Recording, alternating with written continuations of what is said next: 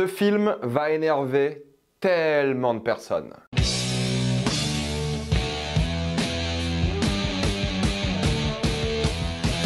Napoléon. Comme d'habitude, jusqu'à la minute indiquée dans le titre de la vidéo, il n'y aura pas de spoilers, soyez tranquille, après on va tout spoiler. Napoléon est l'histoire de Napoléon Bonaparte depuis la Révolution française jusqu'à la fin de sa vie. On va suivre ses nombreuses batailles, mais surtout et principalement son amour avec Joséphine. Avant de commencer cette vidéo, j'aimerais remercier le partenaire officiel de celle-ci, vous le connaissez, CyberGhostVPN et ses 38 millions d'utilisateurs et presque 5 sur 5 sur Trustpilot. Vous le savez aujourd'hui, nous avons l'un des catalogues streaming les moins intéressants au monde à cause des lois qu'on a, et c'est pour ça qu'il faut prendre un VPN avec n'importe quel autre pays. Vous allez en Suisse, Belgique, Canada, vous avez la VOSTFR et la VF pour ceux que ça intéresse, et des films comme Across the Spider-Verse ou Talk to Me sont déjà disponibles sur Netflix. Le film d'aujourd'hui, Napoléon, sera bientôt disponible après son exploitation en salle sur Apple TV+, probablement dans une version longue. Il faudra attendre un moment avant la sortie française. Ça fout un peu la haine, soyez honnêtes. Avec un VPN, vous contournez tout ça. En plus de ça, vous pouvez voir des compétitions sportives comme des courses automobiles en direct gratuitement, et vous pouvez avoir accès à YouTube Premium pour beaucoup moins cher. Vous prenez un VPN en Argentine, en Inde ou un autre pays moins cher de l'Union Européenne et vous y avez accès. Vous serez en bien plus grande sécurité avec un VPN, que ce soit sur le Wi-Fi de l'université, la bibliothèque ou de l'hôtel. Vous pouvez partager un compte avec 7 personnes au total. C'est disponible sur tous vos appareils préférés. C'est super simple d'utilisation, en quelques clics c'est fait. Vous pouvez essayer par vous-même car vous êtes satisfait ou remboursé sous 45 jours et vous avez une assistance technique en français 24h7. Utilisez le lien dans la description et dans le cadre épinglé afin de vous abonner à CyberGhostVPN et bénéficier de 83% de réduction plus 4 mois gratuits. Foncez sur l'offre. Napoléon, c'est quand même un gros morceau. Pourquoi? Parce que déjà, Napoléon, c'est quand même le personnage le plus culte de l'histoire de la France, je pense aujourd'hui, que ce soit pour nous ou pour les étrangers. Lorsqu'on pense à un personnage historique français, le premier qui nous vient en tête, à nous Français et aux étrangers, je pense que ça reste Napoléon. Il y a peut-être quelques exceptions, bien sûr, et en fonction des personnes, mais je pense que c'est la plus grande icône de notre histoire. Mais du coup, ça reste un film important pour la France, parce que c'est toujours important pour un pays lorsque quelqu'un d'autre, surtout un étranger, un Américain, britannique, utilise l'image d'une telle icône pour raconter ce qu'il veut. C'est normal d'avoir des attentes sur le film, c'est normal d'être inquiet, c'est normal d'être énervé, c'est normal parce que c'est notre patrimoine, c'est notre culture, c'est normal d'avoir des sentiments par rapport à ça. Ceci étant dit, pour votre bien, votre santé mentale, essayez d'oublier que c'est Napoléon. Ça va pas être facile. Je ne vais pas reparler de la promotion qu'a fait Ridley Scott du film récemment, parce que oui, le film est réalisé par Ridley Scott, vous le savez, je maintiens l'un des plus grands réalisateurs de tous les temps. Je ne vais pas revenir sur sa promo, j'ai une vidéo dédiée qui va sortir à ce sujet-là pour en parler en détail. Juste une chose, s'il vous plaît, n'allez pas voir ce film en vous attendant à n'importe quel moment à une véracité historique. C'est purement l'hérésie. Alors oui, il y a des choses réelles, réalistes, même je dirais, certaines, mais globalement, c'est une fiction. Globalement, c'est une invention. C'est typique de Ridley Scott. Il a toujours fait ça dans tous ses films historiques. Donc, s'il vous plaît, la seule chose intéressante à faire par rapport à ce film, c'est de ne pas comparer aux événements historiques. Pour moi, toute critique qui sera faite par rapport à la véracité historique ne sera pas une critique admissible du film. Vous pouvez critiquer des choses par rapport au film, à son scénario, son histoire. Vous pouvez comparer la réalité historique et le film, mais pour moi, dire que c'est pas comme ça que ça s'est passé, c'est pas une critique viable et légitime du film. Je comprends que c'est frustrant pour beaucoup, mais pour moi, c'est comme ça que ça se passe. Donc je vous le dis tout de suite, tous les gens qui s'attendent à un peu de réalité historique, à un peu de véracité historique, c'est niet.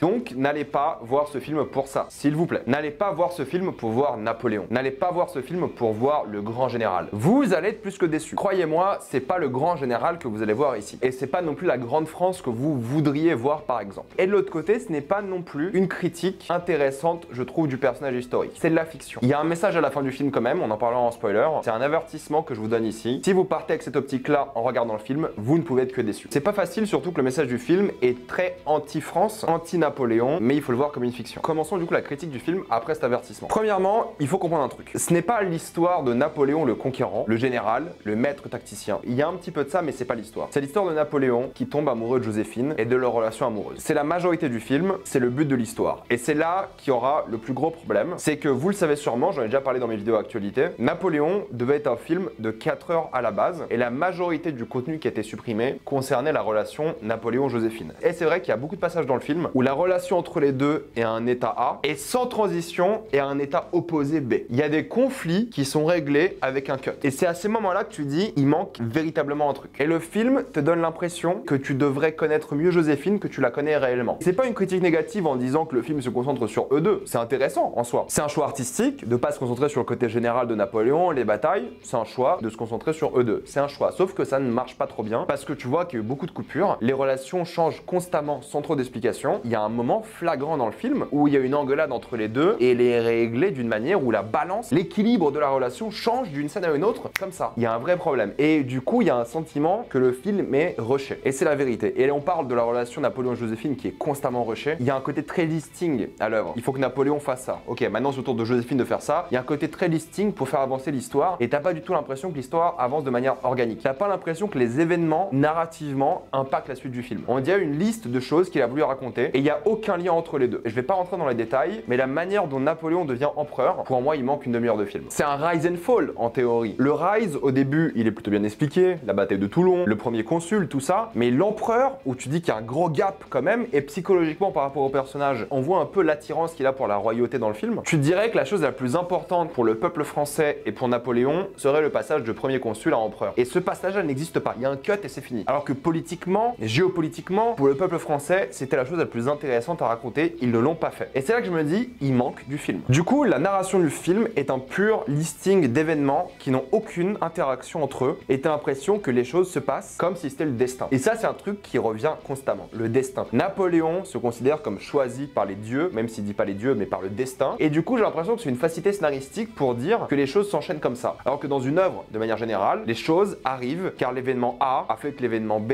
a fait que l'événement C et continuellement. C'est comme ça qu'une œuvre est écrite. Là, c'est pas du tout ça. C'est un listing de choses sans conséquence. Sauf les batailles. Et là, c'est un autre problème, mais on en parle après. Il y a un véritable échec dans ce film par rapport à ce personnage de Napoléon. Pourquoi? Il passe la majorité du film à dire qu'il aime la France. On ne le voit jamais aimer la France. On ne le voit jamais aimé par les Français. Et il y a une déconnexion totale entre les enjeux du film, qui il est, et la gravité de ce qui se passe. Il y a très peu de moments où tu comprends à quel point Napoléon était menaçant pour l'Europe. Il y a quelques séquences qui sont hyper bien par rapport à ça, mais elles sont très courtes et très peu présentes. Le gros souci, c'est que Ridley Scott est extrêmement talentueux. En termes de mise en scène, le film est exceptionnel. Que ce soit les séquences de bataille, l'iconisation des personnages, la tension qu'il arrive à créer, la manière dont il joue avec les spectateurs, l'imagerie, les allégories qu'il arrive à dresser juste par son image, ses peintures qu'il montre, la manière dont il fait jouer ses acteurs, la manière dont il crée de l'humour aussi, l'équilibre du film visuellement entre ces différentes tonalités est assez impressionnant. Il y a eu des milliers de figurants, il y a eu des centaines de chevaux, ça se voit que ça n'a pas été fait que par image de synthèse. Il y a une vraie tangibilité à l'œuvre, il y a un côté palpable à tout ce qui se passe. La vérité est que c'est impressionnant. Et du coup, le souci qui est là, c'est que c'est impressionnant visuellement, mais scénaristiquement, c'est très faible. Ce Napoléon-là, le gros souci qu'on a avec lui, c'est que du coup, on voit pas du tout son amour pour la France. Par contre, c'est sa grosse motivation. Son autre grosse motivation, c'est Joséphine. Son amour avec Joséphine fait plus listing que vraie alchimie ou chose organique qui se passe entre les deux. L'immaturité de Napoléon, parce que Napoléon est très immature dans le film, est montré avec beaucoup d'immaturité, ce qui est un peu étrange. C'est-à-dire qu'on voit que Napoléon est immature. Et je suis pas là pour juger si c'était vrai ou pas, je m'en fiche. On voit dans le film, c'est un fait qu'il est immature, qu'il est enfantin, qu'il est brillant, et les gens réagissent à son immaturité. Mais toi, en tant que spectateur lambda, tu trouves pas forcément qu'il est très immature, tu trouves surtout que c'est une volonté du scénario pour le rendre un peu plus attachant. C'est pas juste le général qui est froid, qui va décimer des troupes. Et du coup, tu vois plus Napoléon comme un enfant immature que comme un général. Et c'est ça, pour moi, le gros souci du film, c'est que le film a pas su ce qu'il voulait. J'aurais pas dit non à la relation Napoléon-Joséphine comme le cœur du film, une relation d'amour et en même temps un général d'un autre côté, intéressant. Mais en même temps, le film se permet des grosses séquences de bataille où tu vois l'ingénierie, où tu vois la tacticité du personnage principal, tu vois son intelligence, et c'est un film complètement différent, merveilleusement bien mis en scène, qui est surprenant. C'est deux films différents qui se mélangent très mal. Donc le film fait très rushé, les relations sont très rapidement établies, le côté listing est permanent, et l'autre côté, lorsque le film prend son temps, c'est génial. C'est agaçant parce que les scènes de bataille sont géniales. Je regrette un peu la photographie très grise, on le voit à des paysages incroyables comme Elbe, on voit l'eau qui est censée être bleue, mais en fait elle est grise, on voit les costumes français qui sont censés être colorés, bleu, rouge, tout est très gris pour montrer le froid du personnage et tout, et je trouve qu'il y a un vrai problème par rapport à ça. Surtout de l'autre côté, tout ce qui concerne la guillotine, la révolution, il y a des chansons qui passent par-dessus, c'est un côté très joyeux. Et je trouve que le film a rendu la France un peuple un peu barbare, violent, et ça c'est un choix artistique, je suis pas là pour juger la véracité historique, mais du coup visuellement, je trouve que le rendre très gris ce film a gâché un peu l'imagerie qu'il aurait pu être. C'est trop dommage, c'est toujours gris en fait, toujours. Et puis c'est vrai, si on doit parler de Napoléon, Napoléon est très antipathique, il est détestable, mais en même temps il n'y a pas beaucoup de personnages qui sont appréciables, parce que tous les personnages n'ont pas assez de développement, surtout Joséphine. Et la fin du film est assez flagrante par rapport à ça. Tu vois que Ridley Scott, il a dépeint un personnage extrêmement détestable, presque génocidaire, qui ne pensait qu'à son ego. Mais c'est ça le pire dans l'histoire, c'est que t'as même pas l'impression que ce personnage-là faisait tout pour son ego, ou pour la France. On le voit très immature, on voit qu'il n'admet jamais ses erreurs, on le voit vraiment comme quelqu'un qui refuse la vérité. Et c'est ça qui m'énerve, et je l'ai toujours dit sur Ridley Scott, Ridley Scott est un grand réalisateur, mais lorsqu'il a des scénarios comme ça, comme celui-ci aujourd'hui, ça ne peut pas aller. Parce que bordel, le mélange de l'iconographie qu'il arrive à faire de ce personnage-là, avec ses magnifiques costumes, avec cette musique qui est vraiment bien, qui est prenante, et ces magnifiques choses, avec un vide scénaristique incroyable. Il y a des passages qui auraient pu être tellement cultes et iconiques s'il y avait plus d'enjeux émotionnels. Oui, il en a rien à foutre de l'histoire, très bien, mais au moins raconte une histoire qui est bien. Et c'est ça le souci, que je suis un grand défenseur de la mise en scène au cinéma, mais il faut quand même un enjeu, un poids dramatique, un poids scénaristique aux choses, et là, il n'y a pas tout ça, et je suis grave déçu. Parce que dans ce film-là, il y a des fulgurances qui auraient pu être incroyables si je pense la photo était moins grise et profiter un peu plus des couleurs. La colorimétrie aurait dû être complètement différente, parce que les plans sont bien composés, parce que les acteurs jouent plutôt bien, mais c'est juste que leurs personnages n'ont pas le temps de se développer, et ils n'ont pas le droit à des séquences où ils peuvent très bien jouer. Ils font le taf, personne sera nominé pour quoi que ce soit, rien. Mais en termes de mise en scène, Ridley, il pourrait être nommé pour un Oscar, parce que c'est impressionnant. Les batailles sont violentes, prenantes, tu comprends tout ce qui se passe à tous les moments, même avec cette photo un peu dégueu à certains moments, et surtout par rapport aux couleurs, t'es jamais perdu dans ce qui se passe. Il est très fort par rapport à ça, il crée des moments épiques, tu comprends les enjeux des batailles parce que tu connais l'histoire. Et je parle beaucoup des batailles, mais dans les dialogues aussi. Il est fort dans la manière dont il montre les différentes pièces où il parle, ces personnages-là, quelle partie de leur visage il montre, quelle est la composition de ces cadres durant les dialogues et autres scènes entre les personnages. Ça montre les relations de pouvoir, ça montre l'équilibre de leurs relations. Il est bon sur ça aussi, c'est la vérité. T'as des séquences de bataille, tu dis pourquoi le film c'est pas ça? Pourquoi le film c'est pas Napoléon, qui est certes une sorte de dictateur, mais un tacticien? Et là t'as un film qui est tellement bien. Ou alors l'inverse, raconte l'histoire de ce gars qui est amoureux de cette femme, à quel point cette femme ne peut pas lui donner un héritier, et du coup ça crée des vrais problèmes, mais il aime, en même temps il essaie un peu de le manipuler, enfin il y a tout un truc, mais pas les deux à la fois, et pour moi ça va pas. Les effets spéciaux sont invisibles, c'est super bien fait, beaucoup de figurants comme je vous l'ai dit, c'est impressionnant. Le montage est plutôt bien fait, c'est juste qu'ils ont choisi uniquement quelques séquences qui font que t'as l'impression que le film est rushé. J'ai trouvé la musique très iconisante par rapport au personnage, et c'était vraiment cool. Après oui, on peut parler des décors, on n'a jamais réellement l'impression qu'on est en France, sauf à certains moments. T'as l'impression que t'es plus à Malte qu'au sud de la France, t'as l'impression que t'es plus en Angleterre qu'en Russie, et oui, si vous vérifiez où le film a été filmé, c'est ces endroits-là. Donc oui, tu ressens pas les décors, tu sens que c'est de la fiction. Vous reconnaissez jamais Paris ou des choses comme ça, sauf quelques exceptions, ou d'autres villes, peu importe. Les acteurs ne peuvent pas livrer de grosses performances à cause justement de ces scènes qui sont coupées. Pourtant, l'ambiance durant certaines séquences est tellement bien, tellement glaçante, sans mauvais jeu de mots, tellement prenante, tellement horrifique presque. Le film a un peu d'humanité, de légèreté, mais politiquement, il voulait trop en faire. Et pareil, t'as des personnages comme le tsar de Russie qui, t'as l'impression, aurait dû être le Napoléon du film. Il est jeune, intelligent, il est fourbe, c'est un gros tacticien. C'est un peu ce qu'on sait de Napoléon, j'ai l'impression. Un manque cruel d'émotion. C'est un peu dommage, pourtant tout le film se base sur une relation amoureuse, mais il n'y a pas d'émotion. Thématiquement, bah clairement, c'est Napoléon, le génocidaire, qui a porté la ruine de la France et en même temps a fait perdre des millions de vies. Mais dans ce film-là, il y a quand même des fulgurances, mais il y en a trop peu. Et pour conclure, c'est un énorme gâchis. C'est un film qui a un budget colossal, 200 millions, qui est impressionnant visuellement, dans la technique, dans les costumes, dans les séquences de bataille, mais qui est creux scénaristiquement, qui peut pas être bien joué malheureusement, qui est clairement cuté dans tous les sens pour faire une sorte de film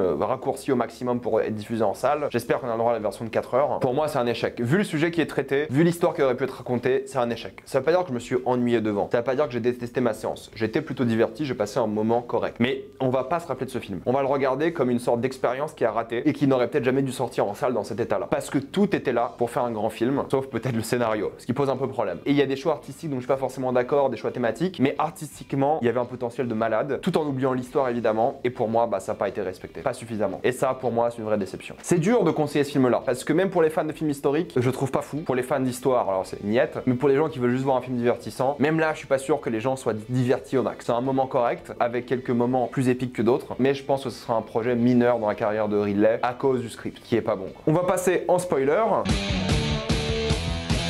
Rapidement en spoiler, parce qu'en soi il n'y a pas beaucoup de choses à dire. Oui, les séquences de bataille sont impressionnantes, que ce soit Toulon, où tu vois le côté tacticien du personnage, Austerlitz, hyper impressionnant, tu vois l'intelligence du gars. T'as deux batailles où tu le vois. La campagne d'Égypte aurait dû être un peu rallongée. La défaite à Moscou, pareil, ça aurait dû prendre plus son temps pour montrer la lenteur de la mort et de la défaite des Français, mais tout est rushé. La coronation, je vous en ai parlé, c'est rushé à mort. On voit la manière dont Napoléon n'est pas un royaliste, mais il n'a pas été content de la fin de la Révolution en France. Tu vois qu'il aimait le pouvoir. Tu vois pas qu'il aimait la France, comme je vous l'ai dit, et c'est ces moments-là qui manquent dans le film. La bataille de Waterloo, incroyable. Il y a des enjeux, il y a de l'émotion, il y a du drame, tu sais qu'il va perdre. C'est impressionnant. Est-ce que c'est logique historiquement que Napoléon rush dans la bataille? Non, c'est stupide. Avec le coup de fusil sur son chapeau, c'est du symbolisme avant tout, c'est Ridley. Mais c'est ça qui fait bien, ces grandes batailles épiques. Et c'est ça qui m'énerve, c'est que le film est impressionnant, mais c'est juste que tout est creux quoi. Même visuellement, t'arrives à Elbe, en théorie, ça aurait été bien de mettre tout ça en gris parce que lui, il voit une sorte d'exil, de tristesse. T'as des moments forts où l'armée justement pose ses armes, comme dans la vraie vie. T'as des moments comme ça où tu te dis putain, si le scénario scénario était meilleur, ça aurait été un moment tellement culte et épique. L'exil, il y passe genre 2 minutes et c'est fini. Du coup, tu sens pas justement la manière dont il a été rongé. Le film aurait dû être plus lent. Mais ça, le problème, une vie comme ça, d'un homme comme ça, en 4 heures de film, c'est déjà compliqué. Alors en 2h38, c'est hyper compliqué. Donc fallait faire un choix, ou l'histoire avec Joséphine, ou l'armée. Il a fait les deux et ça ne marche pas. Et au final, t'as rien à dire de particulier par rapport au film. Parce que toutes les séquences qui étaient incroyables auraient pu être encore plus incroyables s'il y avait plus d'enjeux. La séquence en Russie quand les bâtiments brûlent, dommage que c'est fait par image de synthèse et ça se voit pour le coup là, c'est glaçant en théorie. Cette ville vide, il y a un truc. La manière dont il essaie de constamment réécrire l'histoire, de se donner une meilleure image de lui-même, le fait qu'il n'a jamais fait d'erreur, alors qu'il en a fait, c'est ça qui est intéressant. C'est l'ego de cet homme, mais c'est pas assez développé. À la fin, quand il raconte l'histoire et qu'il meurt, il essaie de changer l'histoire. Et c'est une chose intéressante en soi, que le film ne développe pas assez. Il y a tellement de choses qui auraient pu être plus développées, comme l'amour de Napoléon pour les anciens conquérants, on le voit en Égypte, justement. Il cite César à un certain moment aussi. Le fait que l'Europe avait peur de Napoléon, mais c'est très peu développé, sauf dans une seule scène où on voit les dirigeants être un peu flippés et avoir justement cette réunion. T'as pas l'impression que Napoléon a envahi toute l'Europe, mis à part quelques phrases à droite à gauche. Je ne demandais pas une carte non plus pour voir l'avancée de l'armée. Il y avait juste quelques phrases sur le fait que les Polonais aident, sur le fait que les Britanniques ont fait un blocus et des choses comme ça. Mais c'est tout. Ça ne raconte pas assez de ces choses-là. C'est pour ça que le film essaie de raconter trop de choses et n'en fait pas assez du coup. Et c'est dommage aussi pour l'amour des Français parce qu'il a fait tellement de choses d'un point de vue local en France que les Français auraient pu l'aimer. Mais tu ne le vois pas. Et l'inverse. On aurait pu avoir une scène où il dit qu'il veut mettre en place tel système en France parce qu'il aime la France et les Français. Il y a quasiment rien de tout ça. J'aime bien l'idée des lettres, au moins ça permet d'avoir une sorte de flux narratif où c'est un peu lui le narrateur de l'œuvre et ça explique aussi comment on sait beaucoup de choses sur Napoléon, c'est ces fameuses lettres. Mais même le côté génocidaire de l'homme, en théorie, parce que Ridley Scott le voit un peu comme ça, c'est pas assez développé. On voit pas ces gens mourir, beaucoup d'entre eux. On voit pas les conséquences justement de ces guerres. On voit la guerre, on voit la bataille qui est perdue, puis c'est tout. On voit pas les victimes de son invasion. Encore, si tu voulais le dépeindre comme l'homme qui a envahi l'Europe et a mis l'Europe à sang et à feu, ok, à la limite, montre-le, au moins. La même chose pour Joséphine, t'as un moment où elle tient le bébé et elle dit cette phrase, tout ce que j'ai sacrifié pour toi. T'as pas le droit à cet acheminement psychologique durant le film, ça vient un peu de nulle part. Et c'est là que tu te rends compte qu'il manque une grosse partie sur Joséphine. Et le film n'a jamais su sur quoi se concentrer. Napoléon est trop de choses mais pas assez à la fois. On voit tellement de choses sur lui, sur sa personnalité, mais pas assez non plus. Il a tellement de facettes différentes, ce qui en soi en fait un personnage complexe, mais le film en profite pas assez, le film le développe pas assez. Donc oui, je suis déçu, oui, je pense que les gens vont l'oublier, je pense que les gens vont être déçus aussi. Et c'est triste en soi. Cette histoire avait un grand réalisateur et juste aurait mérité un meilleur scénario. Donc je suis un peu déçu, j'espère avoir le droit un jour à une version de 4 heures, mais je suis même pas sûr que la version de 4 heures puisse sauver le film. Bref, mettez-moi dans les commentaires ce que vous en pensez. Avez-vous adoré ou détesté? J'ai envie d'avoir votre avis. Comme d'habitude, pensez à vous abonner à la chaîne pour voir les prochaines vidéos. Mettez un j'aime, ça aide beaucoup la chaîne. Suivez-moi sur tous mes réseaux pour plus de débats, critiques, actualités et concours. Et avant de quitter cette vidéo, pensez à utiliser le lien dans la description et dans le commentaire épinglé afin de débloquer toutes les plateformes de streaming en toute accessibilité et sécurité. Tout ça pour 2,03€ par mois plus 4 mois gratuits. Foncez sur l'offre. Et moi je vous dis à la prochaine fois. Salut à tous.